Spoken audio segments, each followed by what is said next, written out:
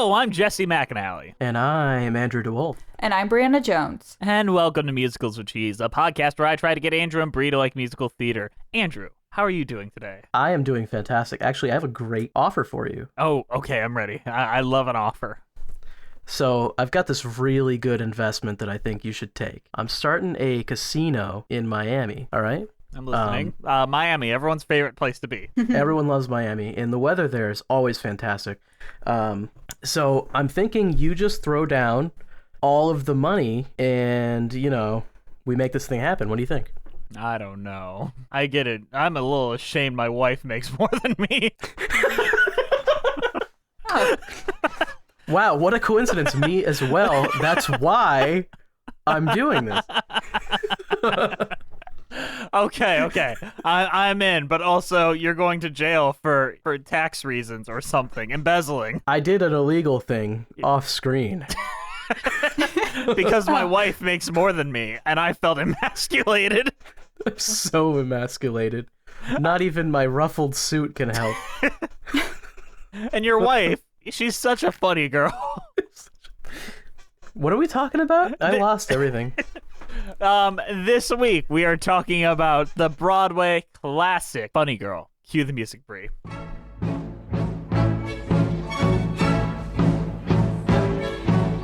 Don't tell me not to live, just sit and putter. Life's candy and the sun's a ball of butter. Don't bring around a cloud to rain on my parade. Don't tell me not to fly, I simply got to. If someone takes a spill, it's me and not you. Who told you you're allowed to rain on my parade? So Funny Girl is a musical written by Isabel Linhart, and the revival had revisions by Harvey Fierstein, with music and lyrics by Jules Stein and Bob Merrill, based on the life of Fanny Brice. It premiered March 26, 1964 at the Winter Garden Theater, subsequently transferring to the Majestic Theater and then the Broadway Theater, where it closed on July 1st, 1967 to complete its total run of 1,348 Broadway performances. A revival of the show, starring Beanie Feldstein of Booksmart, was with a revised book by Harvey Fierstein, opened on Broadway on April 24, 2022, coinciding with Barbra Streisand's 80th birthday. The plot of Funny Girl is Jules Stein and Bob Merrill and Isabel Linhart's musicalized the life of Fanny Brice, who rose from the ranks of Brooklyn vaudeville to headline the Ziegfeld Follies, but found unhappiness in her marriage to gambler Nick Armstein. All right, Andrew, let's talk some Funny Girl. What did you think of it? I mean, I feel like it's been so long since it's just us, like, being us. Like, what do you think of this show? Honestly, I kind of liked it. Just kind of? I mean, yeah, just kind of. I don't think it was like, one of the greatest of all time or anything. And it seems like no one else does either, since it didn't get revived for 40 years or 60 years or how long. We're gonna go into that. We're gonna talk a little bit about that, but that is a point. But I mean, it's got some pretty good songs in it, and I don't know. I have a thing that I like, which is gambling con men. That's just a specific thing. It is just kind of a specific thing that I like, and there's a lot of it in here. We've been keeping you out since The Music Man. There hasn't been a lot of gambling con men in musicals since then. I think I spoke about this in our Music Man episode, but I am a huge fan of con men and salespeople and things like that. And this is the first time since Music Man where we really got that. So I'm here for it. Mm-hmm. So, Brie, as someone who is a layman, what do you know about Funny Girl? Oh, absolutely nothing. Okay, so you don't even know the Barbra Streisand of it all. Barbra Streisand? Barbra Streisand. I do know that because of Brie Views, but for the sake of this bit, no, I don't. Okay, so let's talk about history of Funny Girl. So this was a project that was really, really difficult to put on the stage. Did you know there was basically everyone in Broadway was attached to Funny Girl at one point or another. So really? It was Ray Stark who commissioned like the musical or the original autobiography for Brice, Isabel Linhart, who did the books, really, really big like passion project. And it was originally developed for Mary Martin, who originated the role of Maria from The Sound of Music and was Peter Pan in Peter Pan. Very white, blonde woman to play the very Jewish Fanny Brice, which Yeah. not a great look. So she was guess who was originally contacted to do the music and lyrics? Oh boy, do I have to guess? No, just throw a guess. Who at this time do we talk about way too much? What is this, 1968? Yep. Oh geez, is it Sondheim? Yes, it is. So it was Jules Stein and Stephen Sondheim were brought in to compose the score, but Sondheim left the production. Stating, I don't want to do the life of Fanny Brice with Mary Martin. She's not Jewish. She needs someone ethnic for the part. And shortly after that, Martin left the production as well. So then we bring in Jerome Robbins, who we all know is like a very ideal person, and would eventually take it to where it would eventually be. But you know who else was temporarily brought in to direct the show? Who's the other person we always talk about during these times? He was known for being a director. It was like Hal Prince. The other one. Oh, geez, I don't know the other one. The Who's Dancy other one. Oh. I know who you're talking about, and I can't remember his name right now. It's your favorite movie guy. Bob right? Fosse. Bob Fosse, that's it, yeah.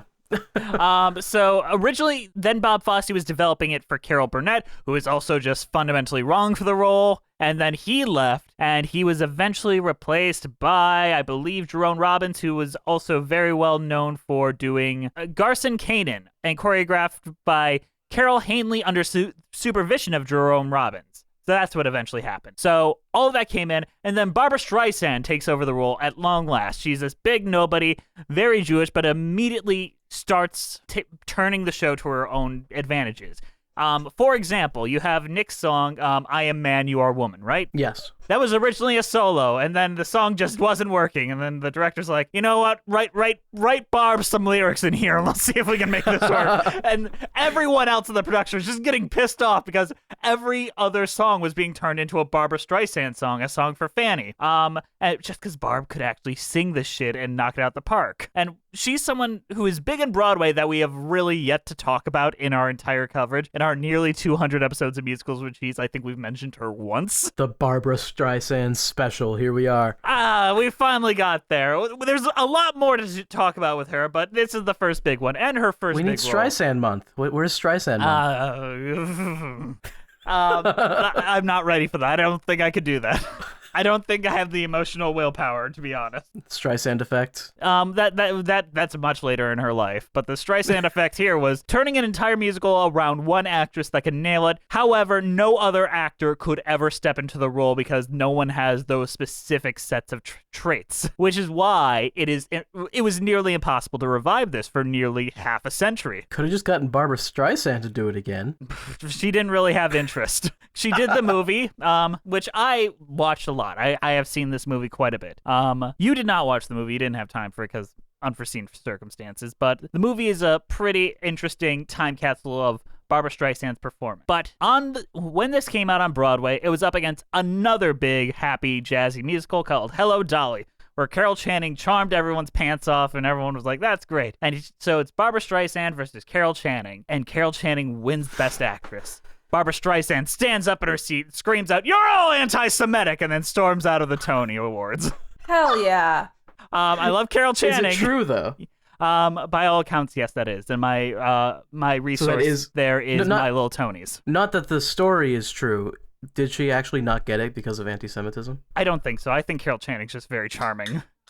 That being said, Barbra Streisand took that so to heart that when it came to the Hello, Dolly movie, she campaigned to take the role so Carol Channing couldn't have it. So Carol Channing couldn't be the role she made iconic on Broadway. And it doesn't work because she was like 21 at the time. Barbra Streisand was a child, and that is an old widower in that musical. It doesn't work and ruined an entire musical. So Barbra Streisand goes on to perform Fanny Brice in the movie version of Funny Girl, which was very, very well received and pretty much made her a movie star on top of the big Broadway star she was. She tied for the Academy Award there, though, which I don't think ever happened. Like, she won Best Actress and tied with, let me see the other actor's name. I didn't know that they could tie. Yeah, they can. And what's her name?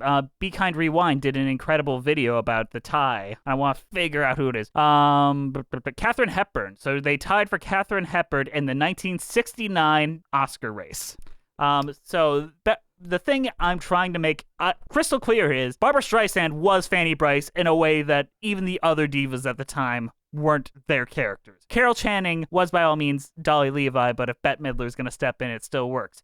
Ethel Merman was Mama Rose, but if Patti LuPone's going to step in there, it still works. No one has ever really been able to step into this role ever. And to this day, the shadow looms large of Barbra Streisand over this role, so much that when the closest thing to a revival we've had was a 2002 Kennedy Center performance where instead of one actress playing Fanny Brice, in each scene there was a different Broadway actress playing Fanny where the rest of the cast stays the same. So you start with Sutton Foster, Whoopi Goldberg, Judy Kuhn, Jane Krakowski, all these A-list actresses stepping in for one song because no one else could do this role. She is in every single number, and she has to belt with all of her throat the entire time. This is not an easy role to do, even for the best of actresses. Yeah. And there were attempts to get her revived. I'm looking at the song list here, and there's like 3 songs where she doesn't sing. And there were attempts to get her revived. Like once right before the pandemic, and I think around 2018, they had built sets and everything, got canceled, producers pulled out, and it did not happen for real until 2022 with Beanie Feldstein. And then Beanie Feldstein is a movie actress. She could probably sing a note or two and make it sound really good. She's in the Merrily movie that will come out in when we're all dead. Yeah, we will never see that. Yeah, it will never be covered on this podcast.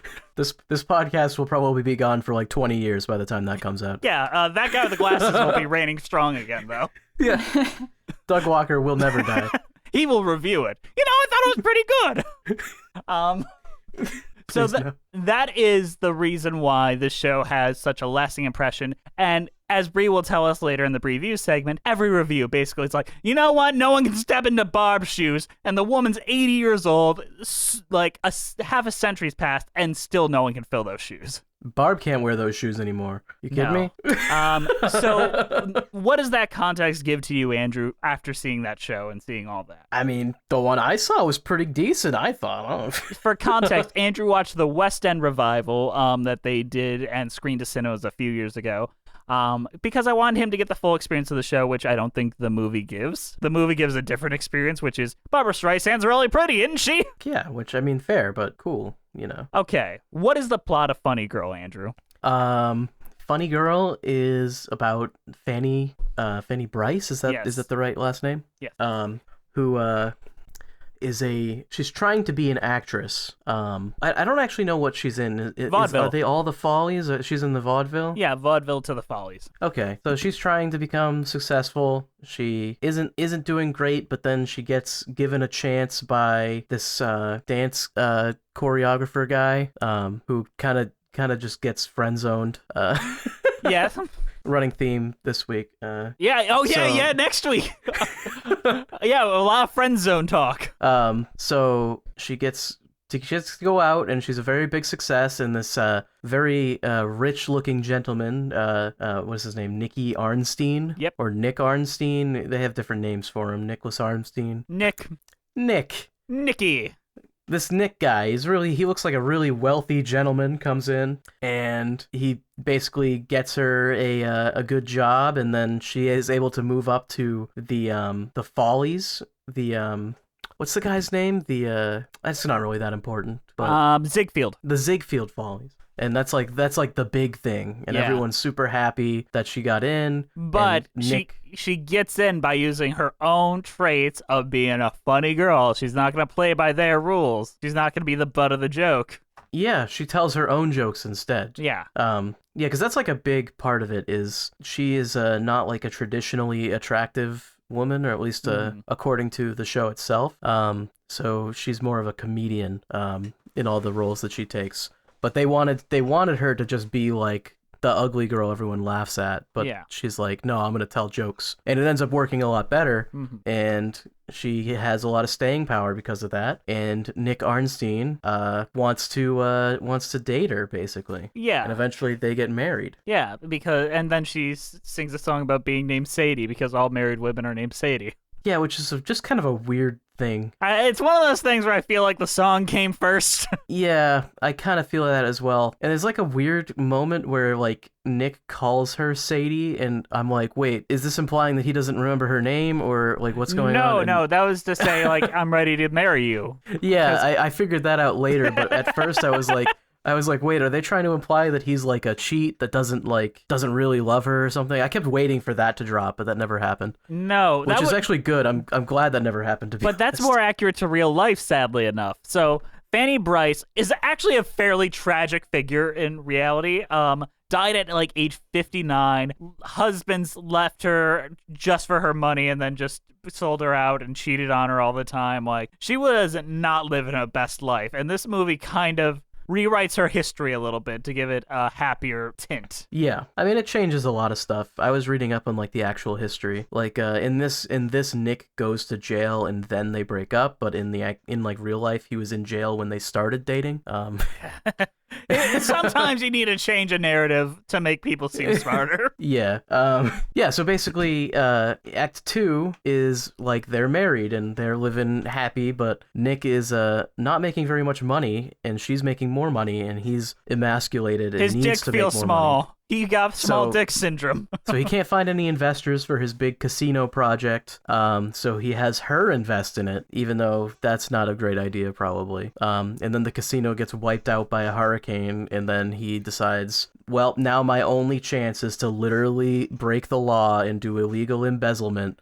And then he goes to prison, and then he gets out, and they break up, and the end. Okay, so the movie does something different, which is interesting, because I'm much more familiar with the movie. I've seen the stage show, I watched the same thing. But the movie literally has him gamble a bunch, lose a bunch, and then his old buddy comes in and he's like, hey, guy, we got this new plan coming up, like, I'm putting up 50 grand into it, my buddy's putting in 50 grand. He's like, all right, then what am I putting into it? He's like, nothing, you're good, you're golden, we just want your smarts. And then Nick's like, turns to Barbara Streisand, he's like, how much did you put into it? 50,000. Get out of my house! How dare you? They do that in this as well. In the stage show. Yeah. It's just a little bit different, and it's like it's not that important really, but it's like right when he decides to do the illegal thing. Yeah, that was like his turning point. How dare my wife trick me? Yeah, it was like a actor, what do you call them? Like a agency for actors basically. And they were like, "Oh, we just want your connections that you have." And it turns out that she put in like a bunch of money. Mm-hmm. What did you think about the character of Fanny? She felt like a real character, like a real person, like obviously a little bit too forgiving of her husband in a lot of cases. Yeah. But it feels like something a real person would be like, you know? Mm-hmm. You didn't feel she was like a little too cartoony? Because that has been a critique of the show, where it's just like she's always doing the shtick and making faces at the audience and all that. I kind of just feel that that's like a coping mechanism almost, and they portray it that way as well. It's like every time something really bad happens, she has like a joke immediately ready. Mm-hmm. So I didn't feel like it was too much. Mm-hmm. And where do you like? Obviously, she and Nick don't belong together because he's kind of got his own stuff to worry about. Nick is just and I think he knows it is the thing, is he's not good enough for her.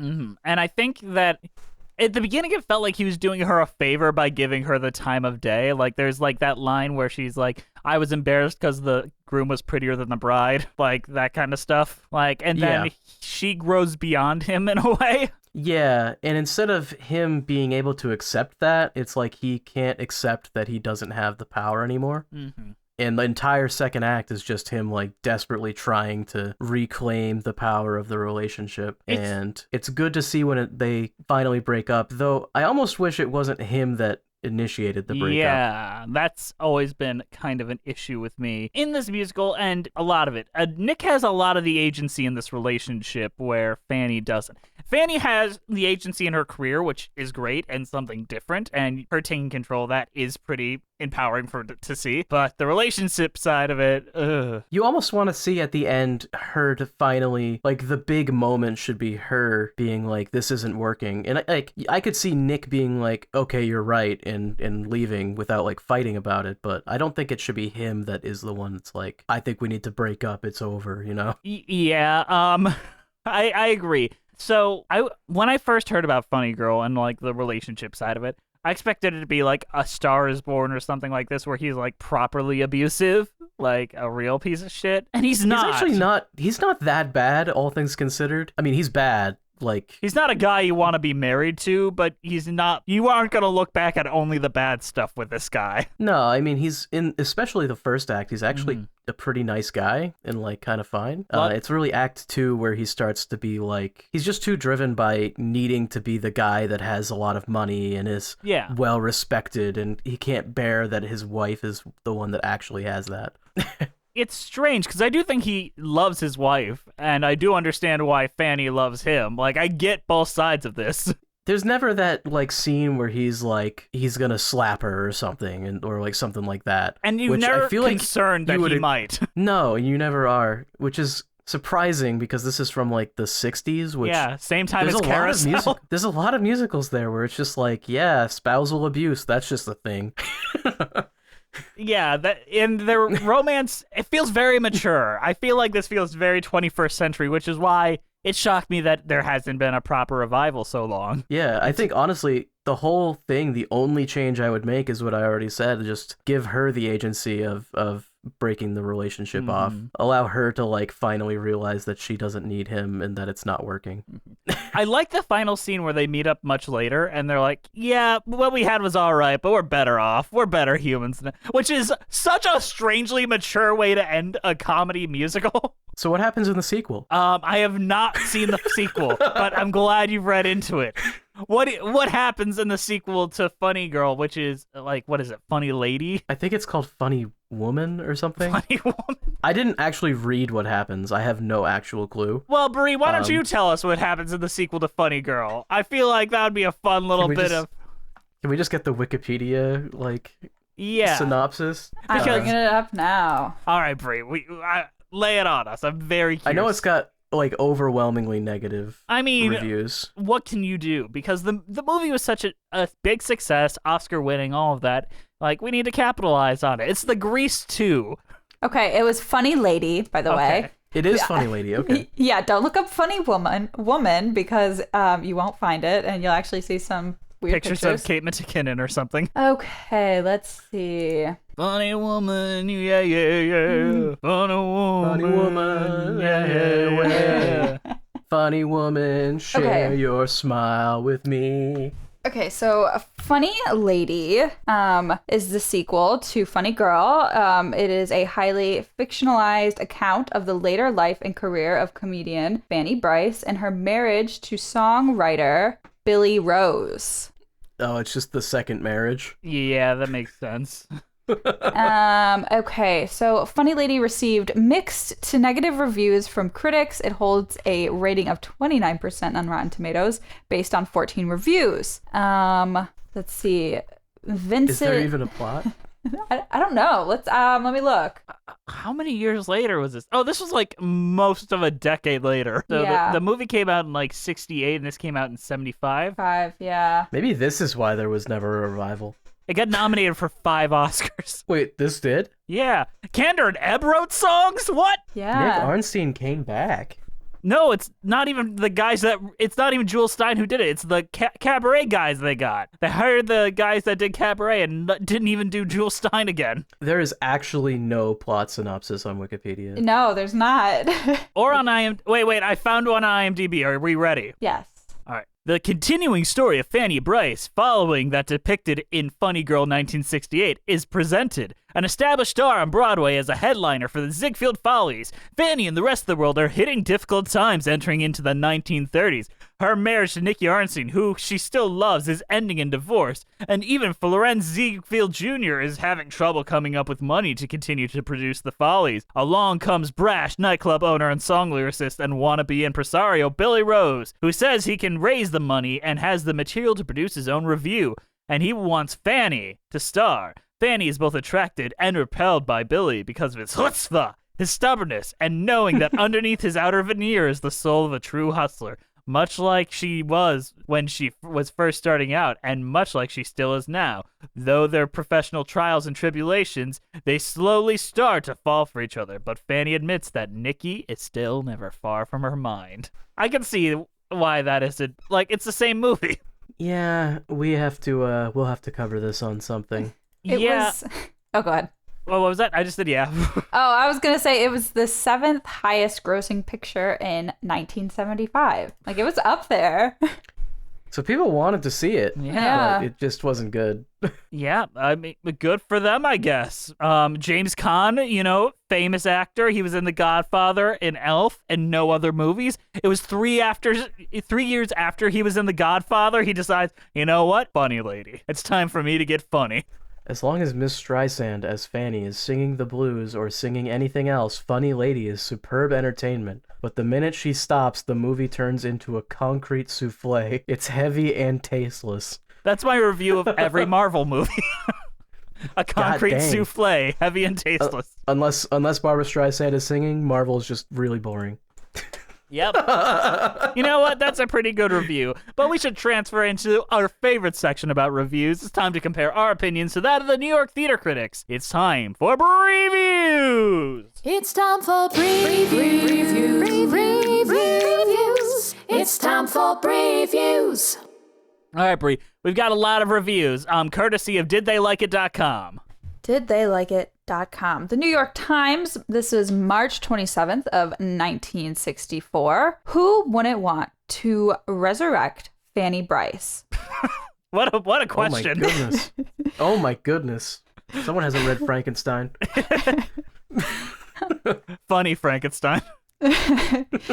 She was a wonderful entertainer. Since Fanny herself cannot be brought back, the next best thing is to get Barbra Streisand to sing and strut and go through comic routines a la Brice. A la Brice. A la Brice. I la Brice. God damn. Okay. Yes. Miss Streisand is well on her way to becoming a splendid entertainer in her own right, and in Funny Girl, she goes as far as any performer can toward recalling the laughter and joy that were Fanny Brice. I love this review because, for the life of me, I could not figure out who the fuck wrote it. It just says New York Times. It's on their website. No attribution to the writer. I don't know if it was one of the famous ones. Barbra Streisand wrote it. I wrote it. Rachel Berry, the character from Glee, wrote it. Back in 1964? Yeah, she did it. She time traveled. I like that in 1964, they actually are talking about Fanny Brice, since that actually probably wasn't that long ago, was it? No, she had, that would have been in their lifetime. What would be an equivalent? It would be like us talking about Princess Diana. Yeah. It's it almost puts the revival just in a different perspective, because it's like nobody actually knows who this person is. It's not like a real character anymore. At this point, not like a real person. It's just a character. At this point, it's Barbra Streisand. It's just an extension of her. Yeah, it's interesting. Well, you speak of the revival. How about we transport ourselves into time and talk about that revival? Yes. Oh boy, I can't wait for everyone to say, "Where's Barbra Streisand?" Jesse Green from the New York Times said, "This could all have been predicted. Over the years, many revivals have been attempted and defeated because the thing a revival is trying to revive is not to be found in the property itself. It's in the personality of the necessary star. Someone not nice, but inevitable, not diligent, not diligent, but explosive, not Also well-rounded, but weird. Thanos. Wait, Thanos is the necessary star. Let's go. Sadie, merry lady. They don't grow them that way much anymore, nor write new material for them. Paging Miss Streisand." That's actually what it says. It is. So fun fact, that typo has been thrown around all day. It's like cruel. Mr. Reisman? I have no idea. No one knows why he wrote that. Mr. Reisman? Did he forget her name? I have no idea why he wrote that. Like, I think it's been corrected since, but you can't go back on that, Jesse Green. What the heck? Nice, man. I don't like this mentality at all. Show other bad people, because no Barbara. other people are able to perform the way Barbara Streisand did. It might be hard to find them, but to say that they don't grow them like that anymore, like, come on, take off the nostalgia glasses. Like, they grow them like that. You just might not know the person. But also, if you were around in 1960 whatever, you probably wouldn't know who Barbara Streisand was. So, Well, that's fair. Let's hear some more reviews, Brie. We got a few more. I wonder if they're going to say variations of the two same more. thing. Okay. This is Variety Frank Rizzo. Same year, this year. Okay. The problem with the uninspired revival of Funny Girl, should I continue? I feel like it's going to say the same thing, which opened at the August Wilson Theater on Sunday, marking the show's Broadway return after nearly 60 years, is not simply the singular ghost of she who shall not be named. All right, it's Barbara Streisand. great Harry Potter references. We're really doing good. Yeah. Rather, the issue here is the production's inability to live up to its star-making potential that would have made us once again forgive the simplistic, sentimental, and sanitized original book credited to Isabel Leonard. Once again, where's Barbara? Ain't no one gonna be able to do that. I mean, maybe the actual critique is that they didn't find someone who could do it, but I don't really know if that's true. That is the actual critique, and they aren't wrong, but I'll go into that after Brie reads its last review. Okay, and this is from Vulture, Helen Shaw, again from 2022. Why was Bryce such an immense star? Watching clips of her work, it seems a mystery. Some alchemy must have taken place, and we in the future are missing the chemical ingredients. I can picture a version of Funny Girl that makes that case. That an odd lady with an odd voice nevertheless had it. But Feldstein doesn't give us that either. Vocal issues you can work around, but presence, that one you gotta have. All right. So imagine you're this brand new lead that everyone was like ready to welcome with open arms.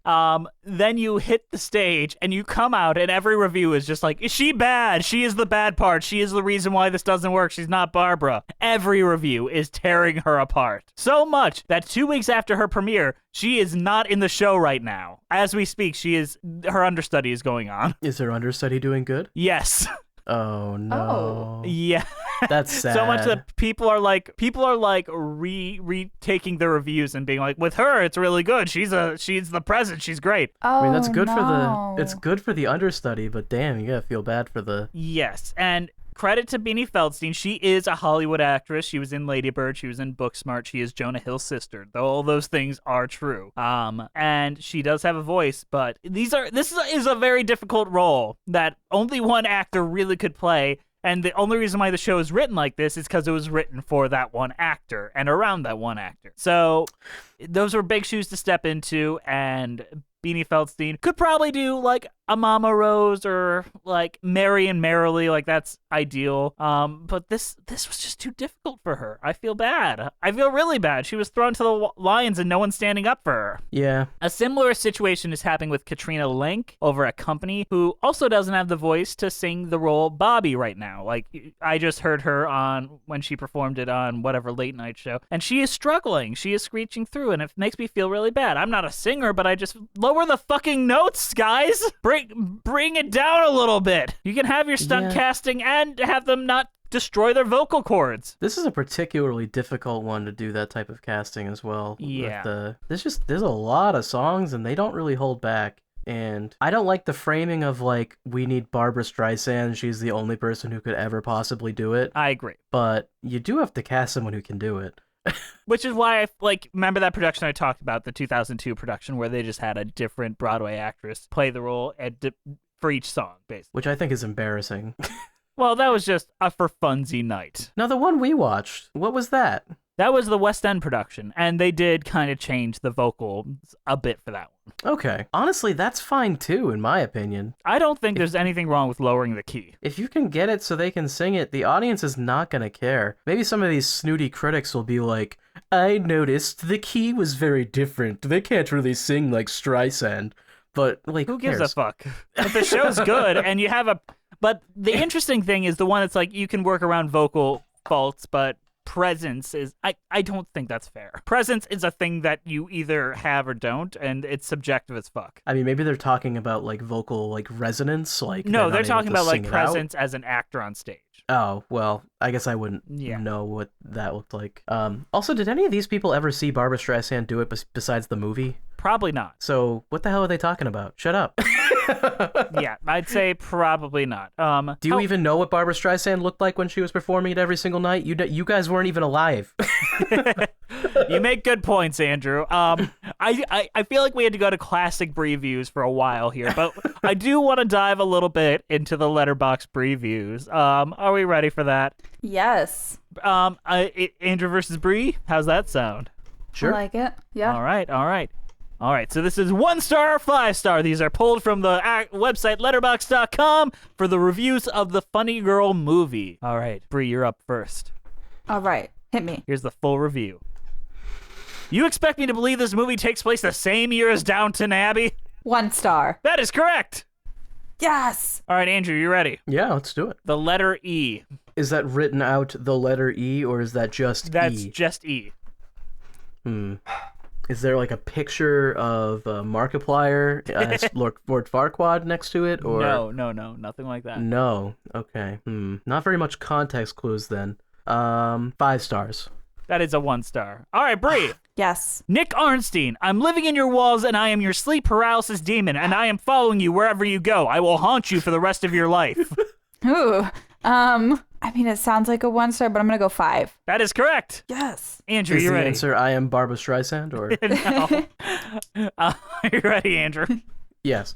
Ugly bitches be like, hey, twin, hard eyes. What does that mean? Hard eyes. I get it. Okay. Jeez. 5 stars? That is correct. Okay. All right, Brie, you ready? Yes. Some tough ones. This is tough ones. Yeah. This musical, it's a musical that's 2.5 hours long, ... And still, it's a good watch. Made me smile and I liked it. Smile with hearts around it. I'm gonna go 5. That is a 1 star. What? I was just as baffled as you were, Brie. Literally, the entire thing is just like, Love it. yeah, it was super good. Love it. It was great. 1 star. All right, Andrew, you ready? I'm ready. 4 tomato emojis. 4 tomato. Okay. Wait. Oh, jeez. That kind of implies that it's 4 tomatoes out of 5, but we can't give a 4 star. Throwing tomatoes is generally bad. Yes. 1 star? That is correct. Okay. All right, we're tied now, guys. Okay. Bree, you ready? Yes. Guys will always be intimidated by girls who like chopped liver. 5 stars. That is correct. Andrew. Yes. Barbara, you fucking ate that shit up, bitch. You are that bitch. ... 5 stars. That is correct. It got easier. That one was pretty easy, I think. All right, Bree. Damn. Period. I think I'm a funny girl. Damn, I think I'm a funny girl. I'm gonna go 1 star. That was a 5 star. Damn, I was gonna go 5. Andrew, are you ready? I'm ready. I only watched this because of Glee. Really? That's the only reason you watched it? Okay. I mean, Rachel Berry was obsessed with Barbra Streisand to a ridiculous level in that show. Honestly, if they liked Glee, their standards are probably all out of whack, so they probably hated this. So 1 star. That is correct. That was a good ratio. That was my logic too, Andrew. That's what I was thinking. All right, Bree, you ready? Yes. This is for Rachel Berry, comma. You big, fat, white, nasty smelling fat bitch. 1 star. That is correct. Andrew, you ready? I'm ready. Let's do it. I'm sorry, Rachel Berry. Oh my goodness, the Glee references. 1 star? Correct. Bree, Okay. Yes. the moral of this film is, comma, straight people are wild. 1 star. That is correct. They are Andrew, wild. Yep. saw, at home in HMB. HMB, what does that mean? Do I know what that means? I do not know. Can we Google what HMB Oh my goodness. means? I think it just means he watched it at home. Jeez, 5 stars? I like watching things at home. That is a 1 star, Andrew. All right, If I Bree. knew what HMB was, I probably would have known. This is your chance. All right, you ready, Bree? Yes, I am. The review says, okay, the letters O and K. Okay. Well, I only put O and K when I'm upset, so 1 star. That is correct. Andrew, this is your last one, and it's your chance to tie it. Okay. Nah, she was treated so bad. They're not wrong, but they're also not, like, fully right. I don't know. I need this one. I need this. I need this. 5 stars. It's a 5 stars. They That is liked it. correct, and you tied the game. Good job, both of you. Okay, I figured out what HMB could mean. All right, what we Oh, got? no. Hit me back. Hold me back. He's gonna fight Nikki Ernstein. Hold my beer. Or heavy menstrual bleeding. I like that one. Saw Oh. at home in heavy menstrual bleeding. Okay. Yeah, see, I would have gotten it if I knew that, because that would have been like, okay, yeah, they probably didn't like it. That doesn't sound like a great experience, I don't think, so. You know, the best way to watch Funny Girl is in heavy menstrual bleeding. On that note, let's go into a mid-show announcement.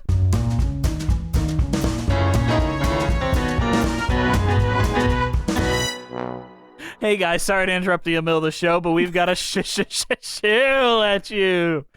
Andrew, tell us a little bit about Patreon. Oh boy, Patreon's where you can go if you want to give us money. Money, Which money, money, must be funny. Give us money now. If you like Mamma Mia, giving us money is a good way to force us to watch Mamma Mia again. Yes. No, we have commentaries, we have more episodes, we have video versions of our episodes. At a certain tier, you can request episodes from us. Yeah, like our Cyrano episode was requested. Yep. A bunch of our episodes have been requested lately. So We yeah. do so many requests. It's We do. not even funny. So, yeah, check it out, Patreon. Yeah. Also, it makes it possible for us to do fun things. I think we can say this here. Andrew will be flying out to us, and we will be doing a special live stream all together in person for the first time, completely paid for with Patreon money. So thank you guys for that. And we're going to be watching really great movies. Grease 1 and 2. And if you are on our Patreon, you will get the movie streamed to you, so you don't have to like push play. You'll see exactly what we see when you're in it.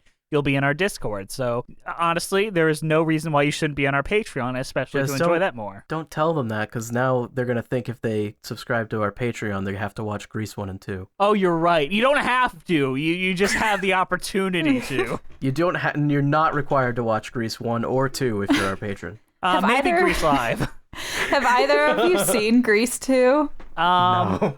Oh, fun. I've literally seen more of Grease 2 than I have Grease 1. Okay. I have seen all of Grease 1, and I don't remember fucking anything. I have not seen Grease 1. I do know Michelle Pfeiffer is the lead of Grease 2. The thing I remember the most about Grease 1 is there's like that one guy that looks like he's like 40 years old. You and mean is supposed every to be a high actor? schooler. You mean every actor? There's one in particular who like is like it's not even close to believable. Although I think a lot of them are that way, aren't they? So. Yeah. But we will be drinking. We'll be having a drinking game. And this will be on May 21st at 7 p.m. Live stream to both our Twitch accounts and YouTube. So get set to get wet because we're going to get fucking toasted that night. We're going to drink until we think that they are actually high schoolers. That's a good one. That's a good That one. is a good one. By the end of the Grease 2, we're going to be like, man, they do look like children. Andrew, who's currently supporting us on Patreon? Our current patrons are Melissa Goldman, Leighton Ackles, Danielle Renix, Justice Stampede, Ewan Cassidy, Monica Thoreau, Mina Maneri, Brent Black, Nathaniel Stacy Coombe, Joseph Evans Green, Carrie Ahern, Mary Lou Choquette, John Vanals, Russ Walker, Musical Hell, Emily Gracie, Kyle Summers, Scoot in the Technicolor Dreamcoat, Liz Lim, Allison Stuller, Nothing is Certain Except Beth and Taxes. Thespian, Ren Cullen, Rafael Martinez Solaz, Robert Benjamin, Jessica T, Mitchell Young, Chai Teacup, Katie McDonough, Timothy Keys, Chris Marcotte, Mimu, Kiji Marie Anastasio, Leela, RJ Noriga, Avon Reagan, Charlie B, Patrick Deering, Joe, Avery Brinson, Bjorn Hermans, Back the Knife, Erica S, Toriana Frazier, Sammy the Most Lopez, Liana Morton, Angela, Kaylee Blazier, Birdman69, Daniel Smith, Cinemageddon Reviews, Villainous Miss, Shoana Enders, Sophina Ali, The Omega Geek, Tori C, Patron Evans, Paige Pearson, and Maddie Wargel. They give us a little financial support that helps us keep the lights on here at Musicals with Cheese, including paying Bree and doing a lot of other fun activities. If you'd like to join them in supporting us and get all those fun perks we listed earlier, come join us over at Patreon. Also, we have a merch store. A lot of people are buying merch lately. Honestly, I am shocked because we don't promote it enough, but like within the last week, a lot of people don't promote it at all. a lot of people bought merch within like the last 2 weeks. I don't know why, but hey, keep doing that. We have cool merch. I think we actually do have pretty nice merch from what I've seen. Have you bought any of our merch, Andrew? My parents have shown me some that they've gotten, but I have not. They bought themselves merch and didn't get you any? They did not get me any. I have no Musicals with Cheese merch. Even Bree has Musicals with Cheese merch. Well, that's because you keep an extra store in your house and hand them out, don't you? People ask for them. Will I be getting any on my trip? Maybe. We'll have to see. You're definitely getting a Danny Zuko coat. Oh, no. Of course I Bree, am. I forgot to mention, feel free to cut this. I got you a costume that I might need to have you try on eventually. Okay. You are wearing a cheerleading outfit, and I'm wearing a pink lady coat and scarf and wig. What size Jess, did you order? I own a leather jacket, you know. This says T-Birds on it. Oh, okay. Like, these are actual film equivalents. Very nice. Okay. It's not like a chintzy kind of gross looking cheerleading outfit. It's the Sandra D outfit. Oh, yeah, I'll be good. Yeah, you'll be fine. All right, let's get back to the show.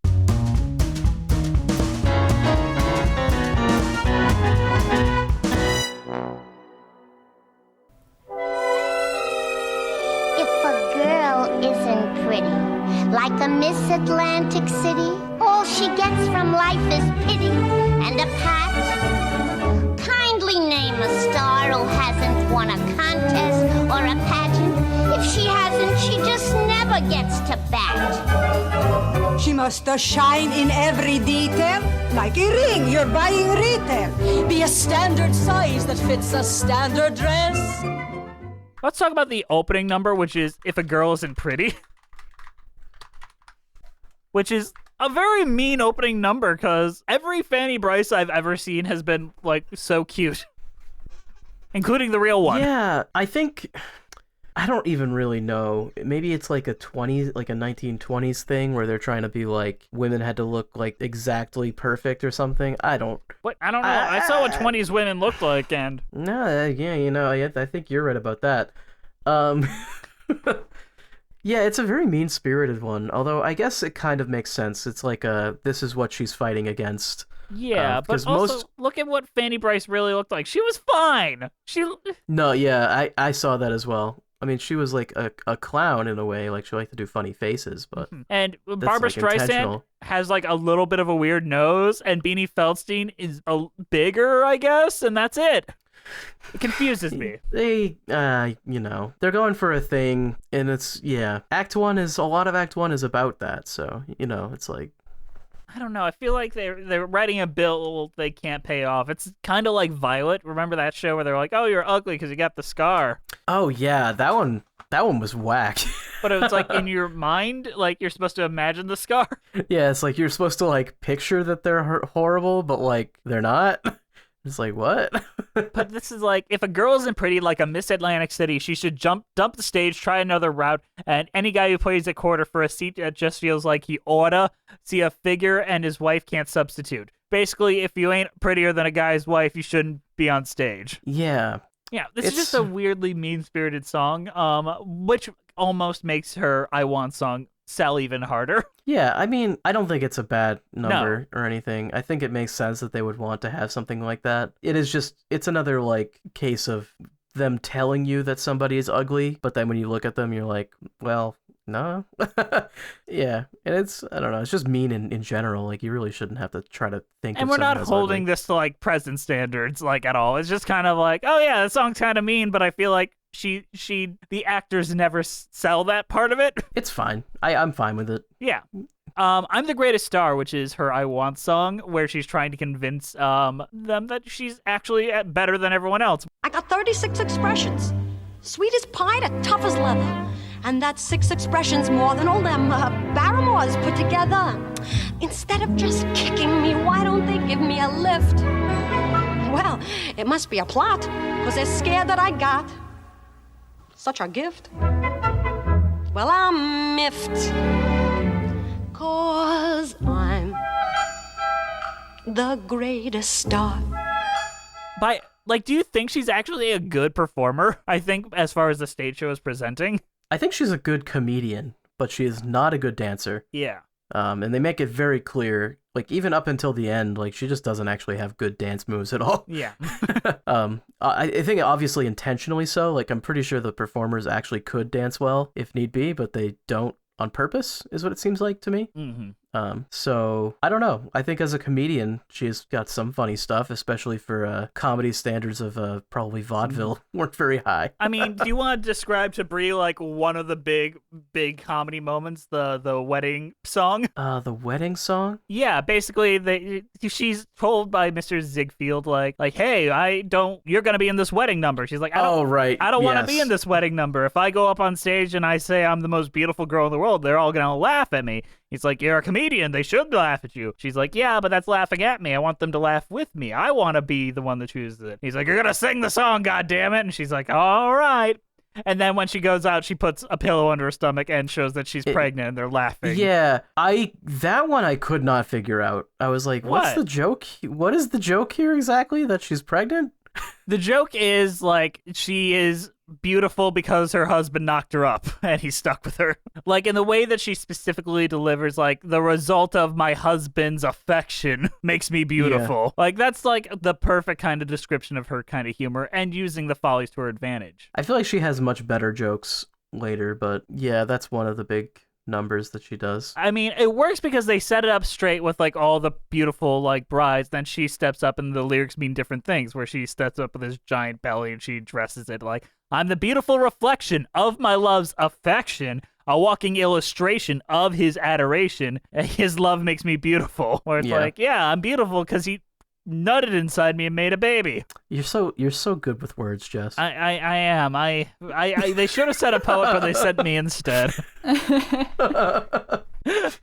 What do you think of I'm the Greatest Star, though? Not moving away from that. I think it's a good number. I think it's catchy. I like what she does in it. And honestly, I like the whole beginning of this a lot. Mm-hmm. I like the next one as well, the Cornet Man, where she's like doing the dances with the trumpet guys. Yeah. I think that's a pretty funny one. That song is actually cut in the movie and replaced with another one specifically written for Barbara Streisand, which is it's something about being blue. I'm blue, dabba dee dabba die. Yeah, she goes up there and she's like, I'm blue, dabba dee dabba die.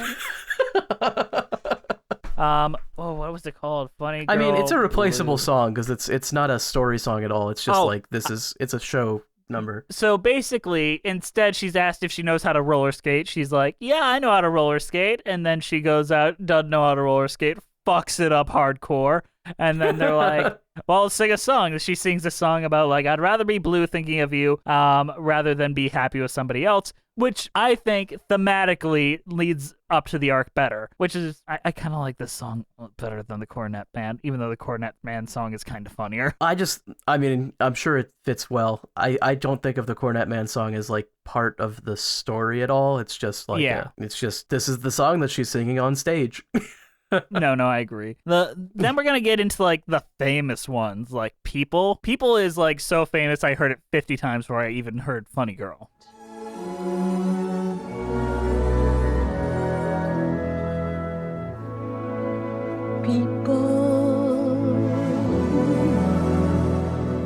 People who need people are the luckiest people in the world.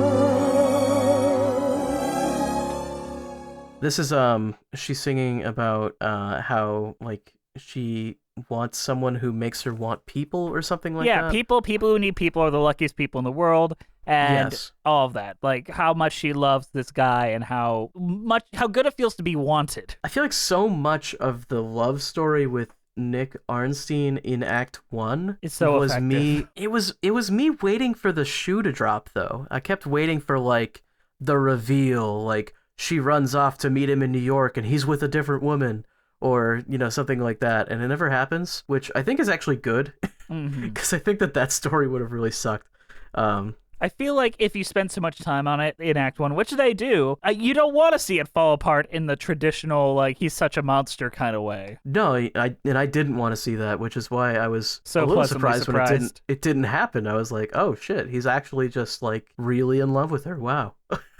You do have a little bit of, like, the red flags popping up during You Are Woman, where the lyrics are literally like, you are woman, I am man. You are smaller, so I can be taller than. But as I said earlier, that was written just to be a solo for him. But the best part is you get her reaction, which is like, isn't this the height of nonchalance, furnishing a bed in restaurants? Well, a bit of a dinner never hurt, but I guess you're gonna be dessert.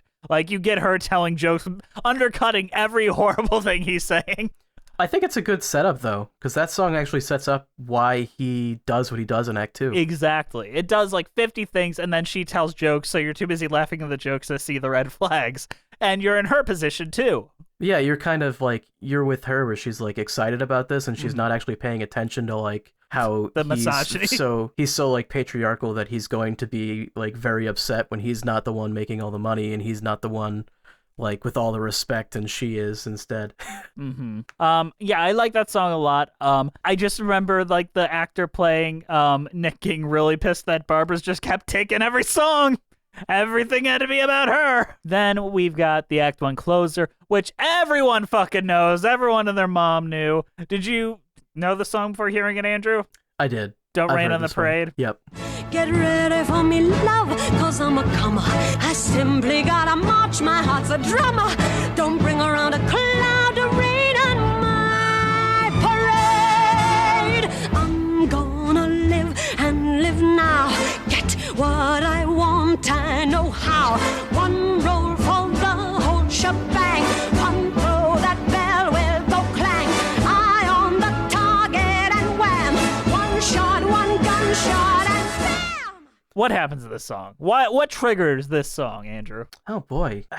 This is she sings this because he's going to New York? Jeez, I can't remember why she sings this song. Basically, yeah, he's about to take off for the second Yeah. time. He's Because he about to already leave for the abandoned second her time. once. Yes. And she just sneaks on the boat and she's like, how dare you tell me he's gonna be bad for me? I'm gonna make him mine. Yeah. So like, yeah. Yeah, and then she sings one of the most iconic songs in musical theater history. It's a very good song. Yeah, it gets that heartbeat pumping, gets you into the intermission, which the movie has a proper intermission. It has an overture and a proper intermission. I assume you'd love that. Unbelievable. I can't believe that they would allow people to go to their bathroom during a movie. Nope, not allowed anymore. Movie theaters should be poopy pee holes where everyone shits their pants. Because the movie's 3 hours long and there's no intermission. A theater to Doctor Strange is a poopy pee hole. I would like tickets to the poopy pee hole, please. Or there's also a movie playing. I hear Multiverse of Madness is 4.5 hours long, so That'll be a deep poopy pee hole. movies eventually are just a full day. You just have to sit in the theater for an entire day and you can never use the bathroom unless you miss something. Don't tell me not to poop. I'm peeing in it. Don't bring around a film to end my poopy pee. No, it's a good number, and as an Act 1 closer, you definitely would want to come back. I'm grateful for it making it really gauche to ever rhyme putter and butter again. I feel like once this song's done it, no one else could do it ever again. Putter and butter. Yeah. Don't tell me not to live, just sit and putter. Life's candy and the sun's a bowl of butter. Yeah, but you think that would be common? You think more people would be doing that if this song didn't exist? Yes, I do. I think everyone would do it. Where would that be in, like, a modern show? Where would they put that in, like, Dear Evan Hansen? Well, it would happen when the dad takes him off to the golf course and makes some toast. Hey, hand me that butter. Don't get any butter on it. You know what? Actually, you're right. Shit. And this is why my son's dead. Okay, Act 2. Yes. Sadie, what the hell? This song. What about this song, Andrew? It's a perfect Act 2 opener. It has nothing to do with the plot. It's charming as hell and a lot of fun. They do mention Sadie in Act 1, I'm pretty sure. They do set this up. Yes, they set this up pretty well, and then she doubles down on it. Like, all married girls are called Sadie. That's the only weird part, is it's like, what? Like, no, that one girl that you know is named Sadie. Like, what? Yes. And I think it's charming that it shows that he's listening to her when she's like, I want to get married, and people get married. And he's like, all right, after I get enough money, we'll get married. He's like that girl Sadie. And she's like, all married people should be named Sadie. And then he comes home, he looks really distraught. And she's like, what happened? Come on. And he's like, look at me, Sadie. And then we just cut to them and they're married. And it's great. It's great. It's so cute. I love that all of Act 1, they never tell you what his job is. He says gambling. Yeah, was that his job? He's just a gambler? I guess so. Damn, I want to be a professional gambler. Can you imagine? Yeah, it's called making a podcast. Oh, shit. You gamble on whether people are going to listen every week. Or they're going to listen to the poopy pee-pee hole. Slap a diaper on it. We're going. I'm a crinkling to the Broadway show. No, Broadway has intermissions. You don't have to. You're right. I'm crinkling to Avengers Endgame. Can't wait to fill it up before the end credits. So you don't like Sadie? No, I think it's fine. It's just a weird premise for a song, and I think you said it earlier. It's like they wrote the song first. Yeah.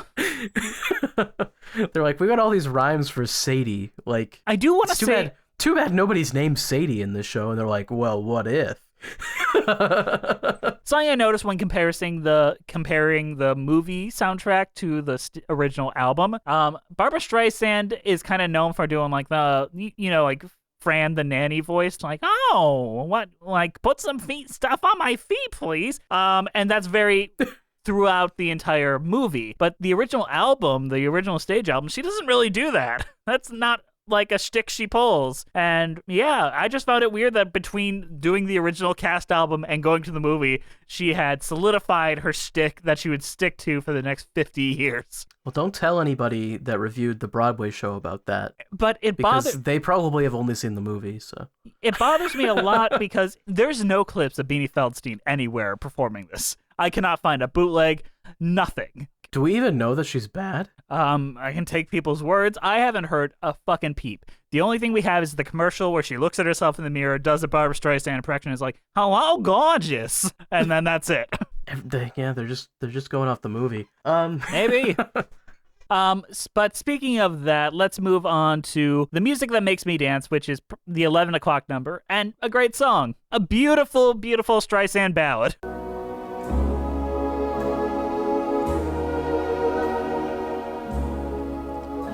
I know he's around when the sky and the ground start ringing.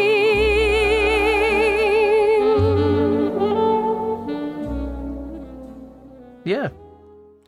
This is like right after he gets put in prison, I'm pretty sure. And she's like, no, I'm not gonna leave him because he's the music that makes me dance. It's a short song, it's beautiful, but she made that song last forever. It's good. Yeah. It makes the ending kind of sad because it's like it doesn't work out. It's bittersweet in the best ways. Yeah, but yeah, it's a good one, and the whole show's just good. I don't know.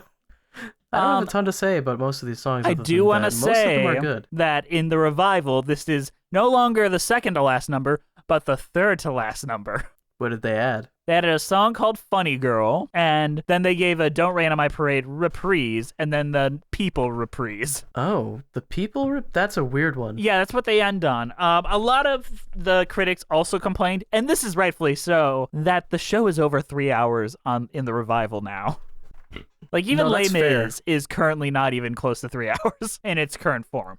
That's fair. It should not be that long. This is not that long of a story. Yeah, I will say the movie is like 2:45, and it feels like it moves. The movie feels right. I feel like the stage show that I watched was only like two and a half. Yeah, they kind of sped through a lot of stuff in the stage show. And the movie gives you the intermission and the overture and all those great things too. Yeah, so 3 hours, a bit on the longer side. I don't think that's a good thing. For such a small show, like where you're just relying on the star quality of your actors, that's a big ask. I get that this is like kind of a bigger, like a harder show to do, and they probably wanted it to be like a big event type thing, but longer is not always better. In fact, I think we're pretty thoroughly on record at this point that longer is usually worse. At least I am.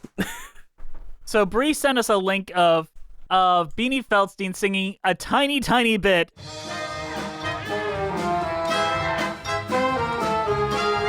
When you're gifted, then you're gifted. These are facts. I got no axe to grind. Hey, what are they? Blind? Henry Street.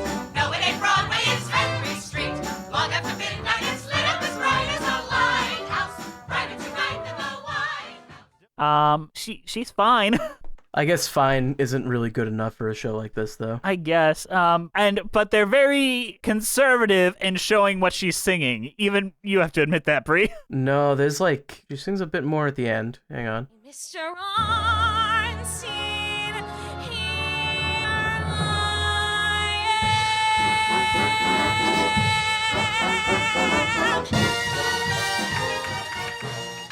am. Yeah, I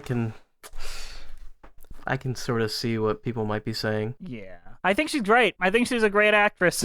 I don't mean to pick on her. I don't want to jump onto that bandwagon. Yeah, it's just the show requires somebody who will put the entire show on their back. Are we ready to talk about the Leah Michelle of it all before we wrap this all up? Bree's saying don't talk about it. Bree's saying don't do it. What are we talking about? I don't know about this. No, Okay. you can talk about it. All right, I'm ready.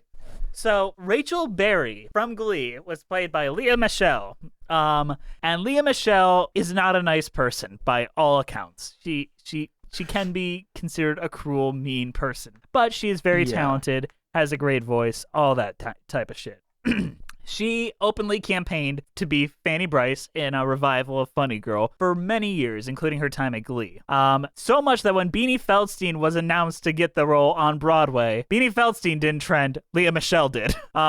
So somewhere out there, because everyone's like, Leah Michelle yelling at herself. And not only that, playing Fanny Bryce's mother is Leah Michelle's co-star from Glee, Jane Lynch. So everyone thought it was like obvious middle finger to Leah Michelle, but as soon as the reviews came out, everyone's like, they should have just picked Leah Michelle. I don't care. And I'm like, Leah Michelle's kind of a monster by everyone's belief. She has been blackballed from Broadway, like, which is an open secret. I'd rather a nice person who can't quite do it get the next up level and risk than a horrible person who can sing very well. What are your thoughts here, Andrew?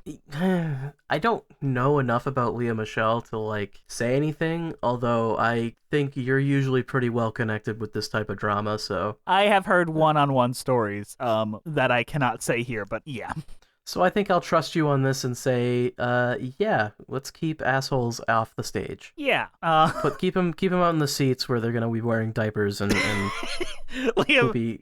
poopy poop. All right. Can I do one more Leah Michelle conspiracy theory before we wrap this up? Okay, this one's Absolutely. a conspiracy, though? Do you know this one, Brie? No, I don't. I don't know anything much about her except that Okay. she's like horrible. She's a very mean person. Also, she might not be able to read. Good. Oh, well, that's a little sad. Yeah. Well, it's a rumor started by the Gleeks in the olden days where anytime she I was hate that word so much. I know, Why I did they know. call themselves Gleeks? I hate it. I know, Andrew. But in the olden days, like, anytime Isn't that what it's called when like spit comes through your teeth? A gleek? Yes! Yes, that's what that's called. Bree froze on me, so I can't hear what she's saying. I wasn't saying anything. You're good, Andrew. Can you not hear me? She was just talking about how gleeking is when spit comes out of your teeth. Oh, like that? Did you just gleek on your mic? Past my mic, but yes. Bro, what the fuck? Okay. So anytime she was given paper, she'd give it to someone else to read to her.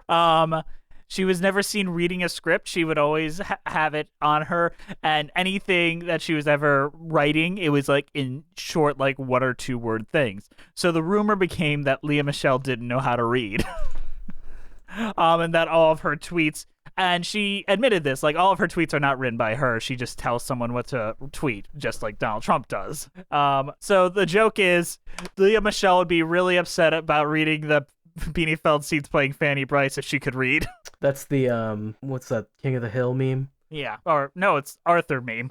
This can't affect me because I can't read. Oh, I think it's both. I'm pretty sure there's a King of the Hill one also. Yeah. So either way, Leah Michele, bad person, monster. Don't put her on Broadway again. Maybe find someone else. Who else can sing? Is there anyone else that can actually sing on Broadway? There's not very many. I mean, Broadway, it's kind of, there's no talent on Broadway. Yeah, it's just Hugh Jackman and everyone else. Yeah, Hugh Jackman maybe could play player. Don't tell me what to live or sit in Potter. I'm pound of pain on my parade. You forgot the butter part. You know, Evan, I bought him these putters years ago. Don't get any of that buttered toast on them. All right, Andrew, what is your overall thoughts on Funny Girl and your cheese rating? Honestly, I enjoyed it, and I didn't even watch the Barbra Streisand version, so all this talk about how she's the only person who could ever do it is a little bit over my head, I suppose, because I thought the person I saw do it wasn't even that bad. I guess they changed some of the keys for that, but I don't know. It's a pretty good show. I liked it. The whole thing was great. I liked it. Maybe we could try to revive stuff more often and not lock certain roles into whatever wealthy person decides it's theirs. Yeah, you're not wrong. Like, okay, Barbra Streisand was good. Guess what? Other people can be good too. My goodness. But I'm gonna give it a Sadie's Long Boy cheeseburger. Ooh, that's a good cheese rating, Andrew. Yeah, it's from somebody's grandma Sadie, who is Australian. They make long cheeseburgers. Long cheeseburger. Long boy. Do you have a picture of this? Yeah, we need a picture of this, Andrew. Yeah, hang on. Can I? Is it in a hot dog bun? Can I put pictures somewhere? You hit share screen, then pick your tab. Okay. Share screen. This here. Oh my God, there's so much Frozen porn on your computer. What the hell, Andrew? Oh yeah, I mean that's normal. Yeah, we got this. Oh my God, that looks terrible. Cheeseburger. It does look awful, but I mean, you know what they say. Just because they're a little bit ugly doesn't mean they aren't funny, right? That's the message of the moral of the story, I think. Yeah, even ugly girls can be funny. All right, Bree, what is your overall thoughts on cheese rating? That was the moral of the story. Someone's gonna clip that. That's gonna live forever on the internet. I feel like there's so much stuff that I say that everyone could just clip, and I never get clipped. I don't know why. Yeah, it's always me for some reason. Jess gets clipped, but I'll just say something sarcastically, but it doesn't sound like it's sarcastic, and no one ever clips it. Okay, so the one time I had dinner with Brent, he described to me a sensation of recording with you that I've never had with anyone else, where me and someone else will be talking, and then he'll see a smile creep across your face, and he knows Andrew's going to say something just to piss everyone off, and he's just waiting for the nuclear bomb to drop, and it does happen. You do that. I love it. I love doing it. Or I know something's coming, and I want to be sure to tee him up perfectly for it. Yeah, I mean, that's how I do it. That's my style, I think. Yeah, that's the reason why we work, and sometimes when we get other folks in here, it doesn't always work. Yeah, because they don't want me to drop the bomb. They can't handle it. They're not emotionally prepared for that blast. For the gamer word. All right, Bree. You said that. I didn't say that. I mean, you're always ready to drop the gamer word, Andrew. Yeah, I mean, I say gamer as often as I can. All right, Bree, overall thoughts and cheese rating? You guys convinced me. I want to watch this. I think I probably will watch the Barbra Streisand version, the movie version first.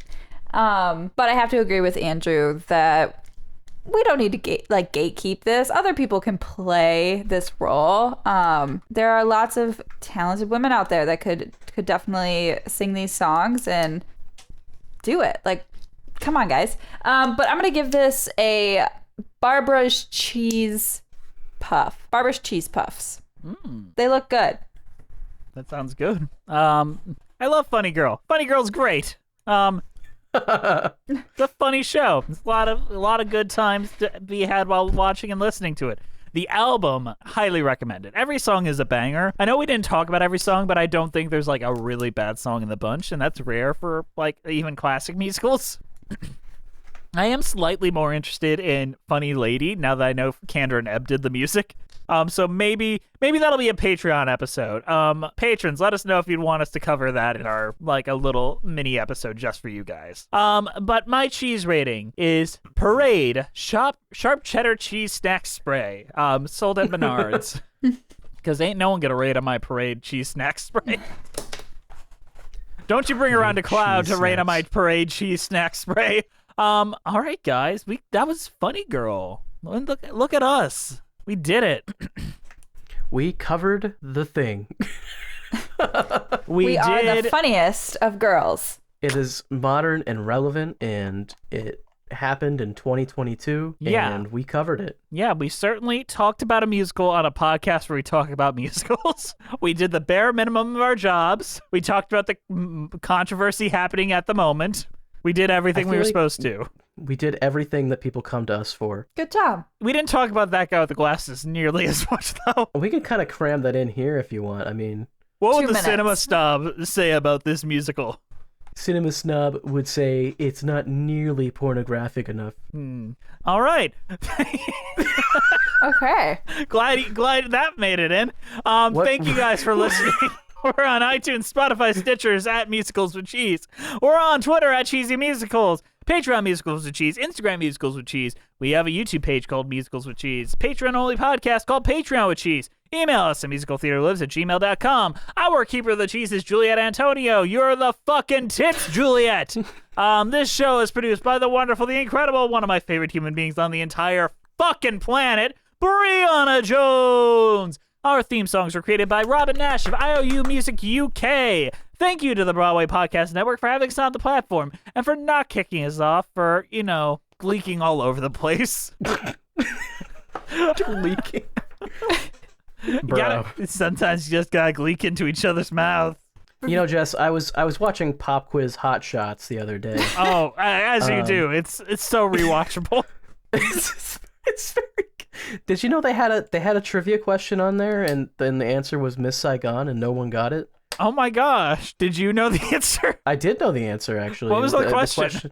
It was just asking like what musical had a big helicopter that landed on stage. And you knew it because of course I knew it. So this this podcast would have helped you win Doug Walker's trivia challenge. It would have helped me beat Doug Walker's character, the Nostalgia Critic, in a 1v1 trivia battle on Pop Quiz Hot Shot, the classic trivia program. It cost $250,000 to make.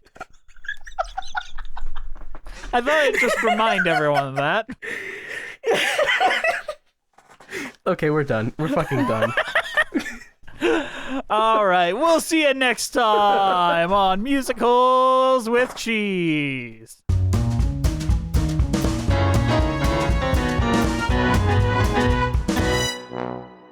I'm Sadie, married lady, but when I go by,